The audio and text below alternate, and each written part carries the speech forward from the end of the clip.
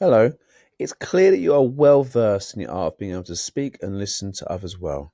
It is also very clear that you are more than capable of using opinions in your talk, whether that be to express your own or to ask the view of others. Something you made a little further clarification or advice on is using formal English when talking in a more formal situation. So, firstly, what situations would require you to use formal English? Well, something such as a when you're in a serious situation, such as a job interview, when maybe you're speaking with a stranger, speaking with someone more senior or of a higher social status than yourself, such as a politician or even the Queen if you're lucky, and to give the best impression of yourself to someone new. So now that we've ascertained some of the reasons why we would use formal English, what are the tips when employing this register, which is formal style? Well, first of all, obviously train your ears. Make sure you practice listening to others speak. So again, if you're using subtitles on your television or on videos online, well, that'll help you to better understand this mode of conversation and how you can employ it.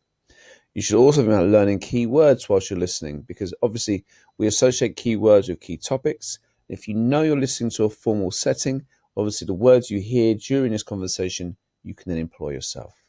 Obviously, you should always avoid foul language in a formal setting. You never use that in a formal language.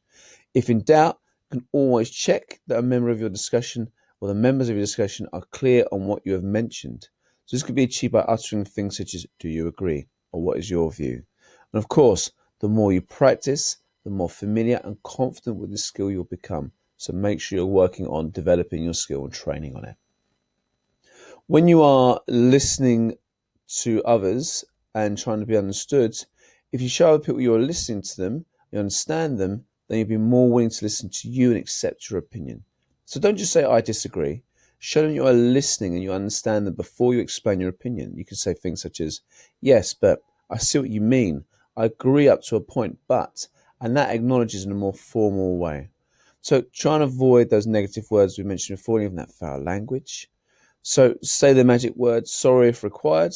So you might start a sentence by saying sorry, but I just need to say sorry, I don't really agree. And that can diffuse the situation, make it seem more formal in that nature as well.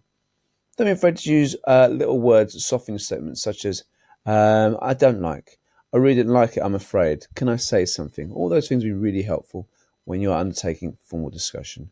But again, as we said already, practice makes perfect. It's your turn now to go and practice. So good luck.